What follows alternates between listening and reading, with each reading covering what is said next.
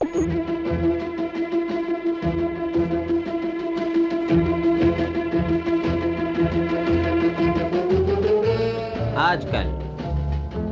नमस्कार, मैं हूं आजकल के साथ सीमा चिश्ती और मैं हूं परवेज आलम। आजकल कार्यक्रम के श्रोताओं को मेरा नमस्कार। आज के कार्यक्रम में अयोध्या के शिलान्यास की तैयारियां, जर्मन शहर बर्लिन में विवादित बर्लिन वॉल का टूटना शुरू, उधर सोवियत यूनियन का विखंडन शुरू, मद्रास के निकट श्री परम्बदूर से खबर मिल रही है कि भूतपूर्व प्रधानमंत्री श्री राजीव गांधी की एक बम विस्फोट में हत्या हो गई है। परवेज जरा रुक जाइए, श्रोता परेशान है, फोन आने वाले हैं। ये लोग जानना चाहते हैं कि आखिर ये हो क्या रहा है। हो वही रहा है जो होना चाहिए, बता देते हैं। हो ये रहा है कि हम और आप यहाँ मौजूद हैं बीबीसी हिंदी रेडियो के 75 साल मनाने के सिलसिले में। अब सवाल ये है कि बात कहाँ से शुरू करें। देखिए साहब, बात तो शुरू हो चुकी है तो क्यों ना गाड़ी आगे बढ़ाई जाए। मैंने 1988 में बीबीसी हिंदी सर्विस ज्वाइन की।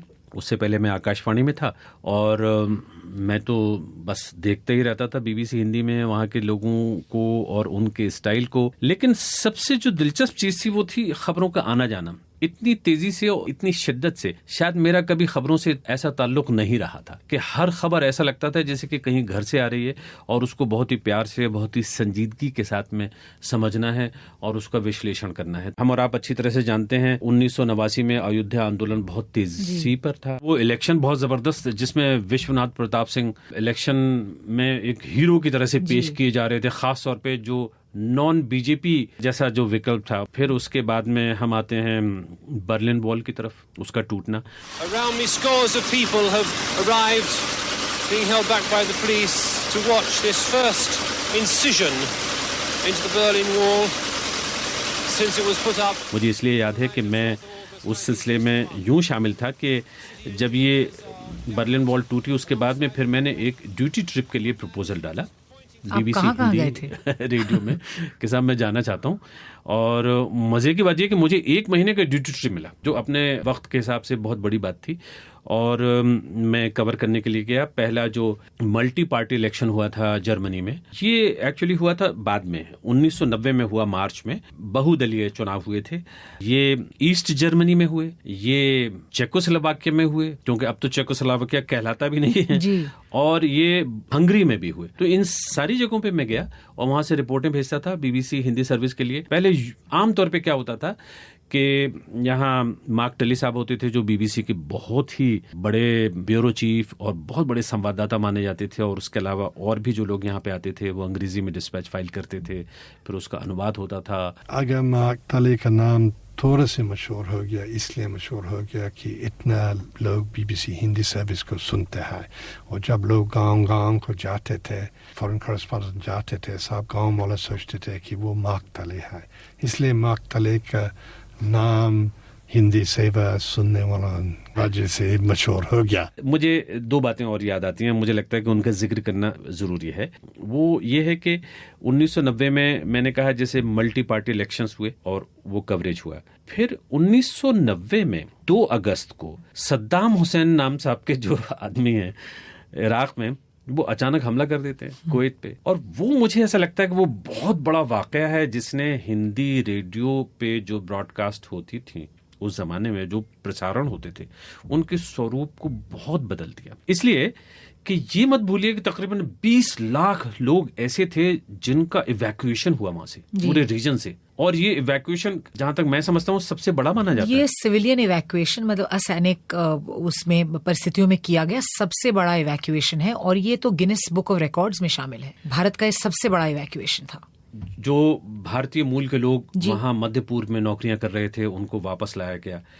और बीबीसी हिंदी रेडियो उस सब में मौजूद इस तरह से था कि तब तक दिल्ली से, मध्य पूर्व से भी हम लोगों ने रिपोर्टें जो संवाददाता होते थे उन्हीं की आवाज में लेने का सिलसिला शुरू कर दिया था। तो मतलब ये कि अब खबरें, ऐसा नहीं होता था कि एक डिस्पैच आ गया और अनुवाद होके जा रहा है, बल्कि वो अलग अलग संवाददाता हैं, वो अपनी आवाज में, अपनी भाषा में, अपनी शैली में चीजें भेज रहे हैं। और मुझे खुद ये मौका मिला था कि 1-1.5 महीने के लिए मुझे भेजा गया था, जिसमें कि मैं मध्य पूर्व गया, इराक के बॉर्डर से मैंने रिपोर्टें फाइल की हैं। बहुत सारी जो आवाजें थी, जो अपने हिंदी बोलने वाले लोग थे जो वहां फंसे हुए थे बॉर्डर पे और अम्मान में, और मुझे याद है मैं गया था यरूशलेम और वहां से रिपोर्टें मैंने फाइल की। और वो कमाल का दौर था मेरे लिए भी और बीबीसी हिंदी रेडियो के लिए भी और हमारे सारे साथियों के लिए भी, कि एकदम से जो हमारा प्रसारण का पूरा अंदाज था वो सब कुछ बदल गया था। क्या ये एक तरह से संदर्भ था इस पूरे दौर के लिए, बीबीसी हिंदी को तैयार करने के लिए, जब तमाम स्ट्रिंगर्स वगैरह उसके फौरन बाद आए, यानी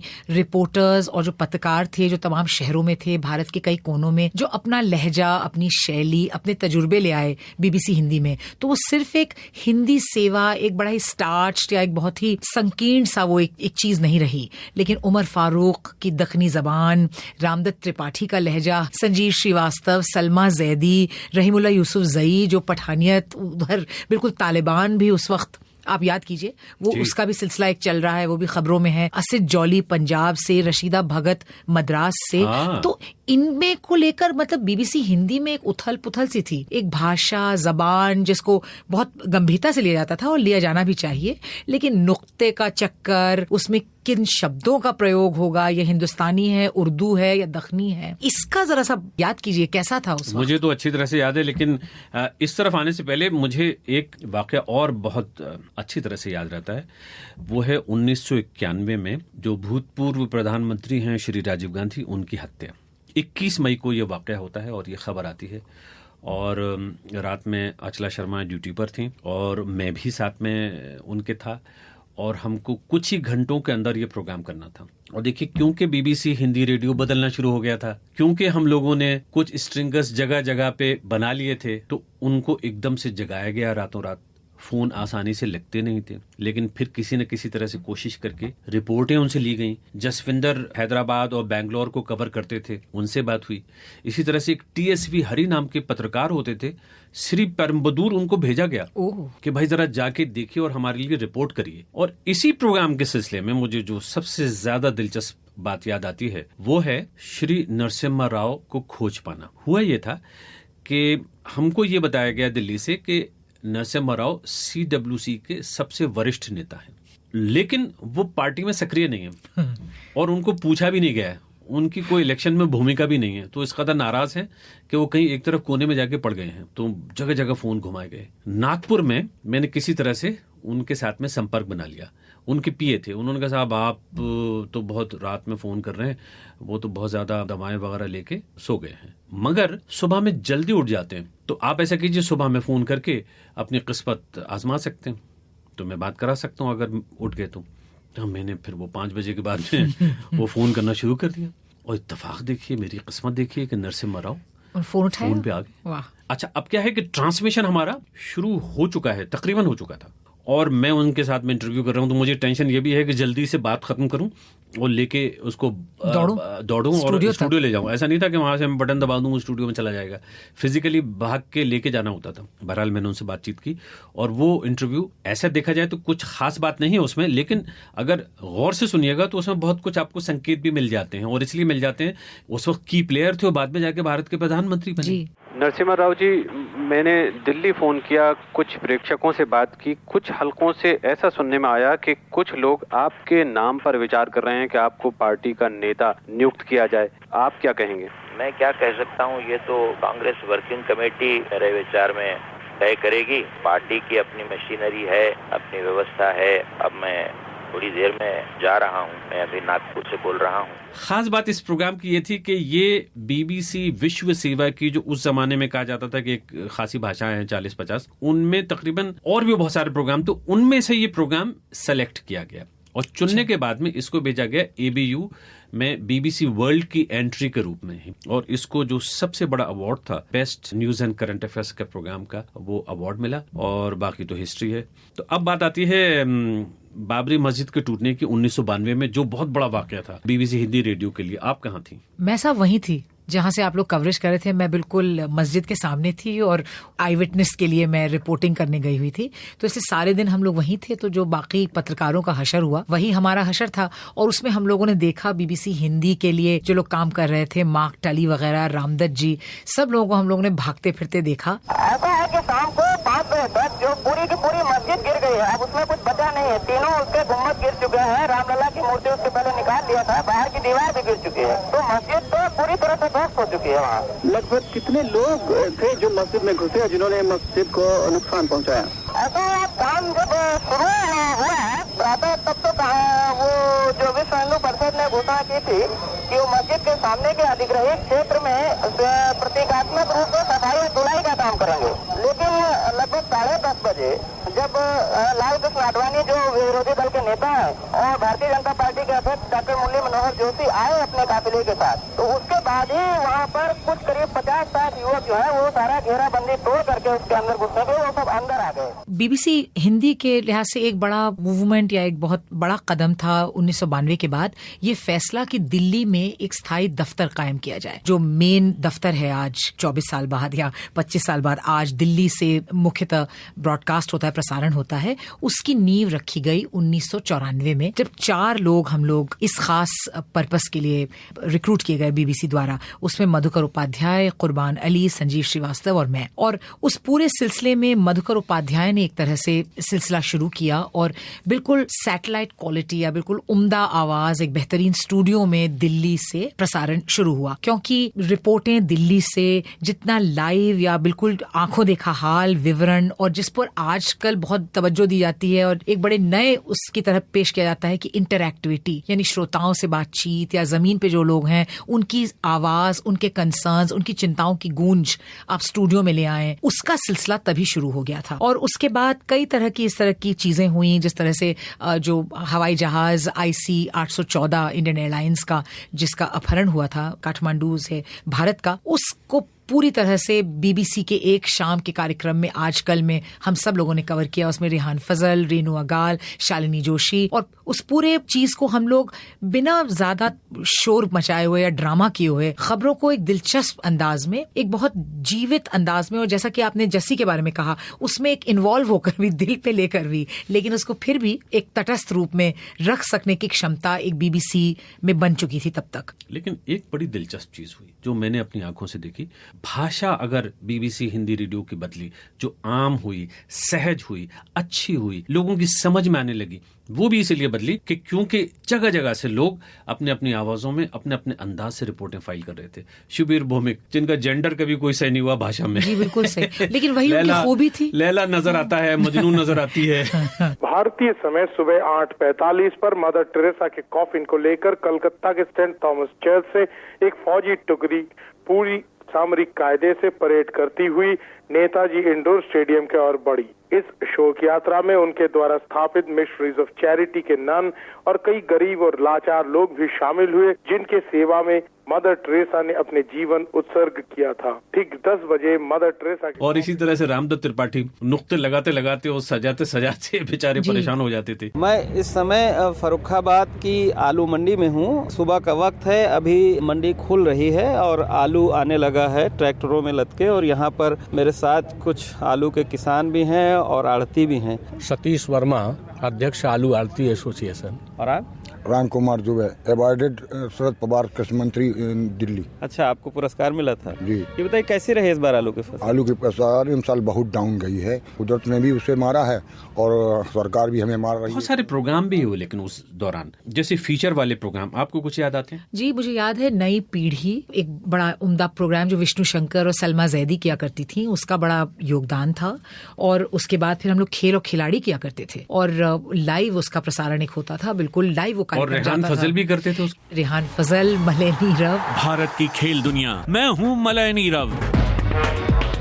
स्वीकार कीजिए नमस्कार। कैसे कैसे खेल दिखा गया, कहीं तिरंगे की शान बढ़ाते पदक मंच पर पहुंचे भारतीय खेल आकाश के नए पुराने सितारे। Now he wins gold. Vikas Gowda of India.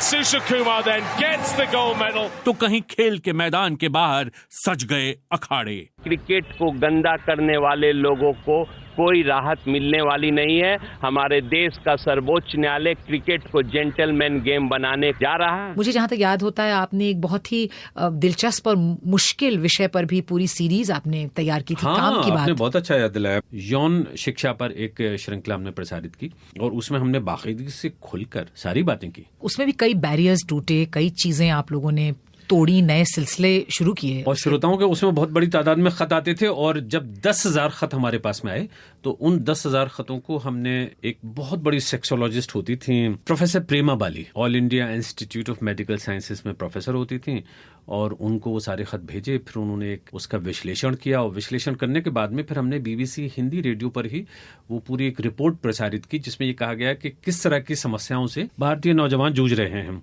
मैंने हस्तमैथुन किया, फिर मुझे स्वप्न दोष होने लगा जिसकी वजह से मेरी सेक्स की शक्ति जाती रही। फिर हमारे साथी मधुकर उपाध्याय ने कैन सारो वीवा, जो अफ्रीकन राइटर हैं, ड्रामे किए और वो ड्रामे मैंने प्रोड्यूस किए थे, मैंने उनका निर्देशन किया और वो बहुत कमाल की सीरीज थी। ऑर्डर तो है, वॉकी टॉकी का ऑर्डर तो ये सनम मानेगा नहीं। तुम्हारा सीनियर कौन है? जी वो सर ये आपसे बात करना चाहता है। गुड मॉर्निंग सारो गुड मॉर्निंग। नहीं, आपको नीचे उतरने की जरूरत नहीं, मैं 2 सिपाहियों को आपकी कार में भेज देता हूँ। अब हेडक्वार्टर में मुलाकात होगी। मधुकर उपाध्याय ने ही शेक्सपियर के एक और मशहूर नाटक कॉमेडी ऑफ एरर्स, उसका भी हिंदी में अनुवाद किया और उसको भी प्रोड्यूस किया। मालिक, मजाक समझते हो? एक हटा मार्क सोने की थैली। रुक जाइए मालिक, नहीं छोड़, रोक लीजिए, हाथ रोक लीजिए मालिक, मुझे मत मारिए, मैं जाता हूँ, मैं लौट जाता हूँ। ललित जोशी हमारे साथी, उन्होंने फिल्मों पर बहुत अच्छी श्रृंखला की थी, मुझे जिसके लिए वो बॉम्बे और हिंदुस्तान में कई जगहों पे गए और उन्होंने फिल्म वालों से इंटरव्यूज किए और खास से वो मशहूर हुए थे वो इंटरव्यूज अपने वक्त में। और कितनी बार बताना पड़ेगा उस बात का जिक्र तक तो चलिए मुझे।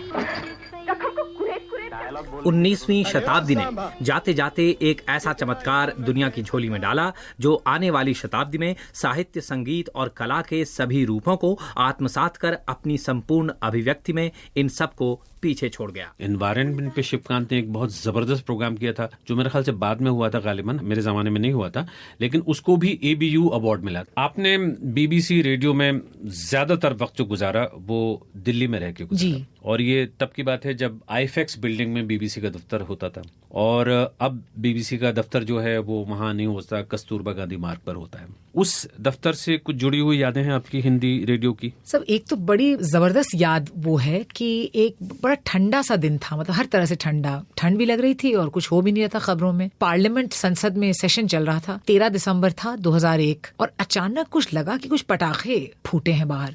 तो हम लोग ने सोचा पता नहीं क्या हो रहा है, और 2 मिनट में ऐसे ही देखा तो देखा कि भगदड़ सी मची हुई है बाहर, क्योंकि हम लोग संसद के बहुत करीब थे। शायद सबसे करीबी दफ्तर PTI जो न्यूज एजेंसी है, वो प्रेस ट्रस्ट ऑफ इंडिया, वो तो है ही करीब, लेकिन उसके अलावा हम ही लोग सबसे करीब थे। तो हमारे रिपोर्टर्स वगैरह बाकायदा भागे हैं हम लोग संसद की तरफ, और तब तक गेट बंद हो चुके थे।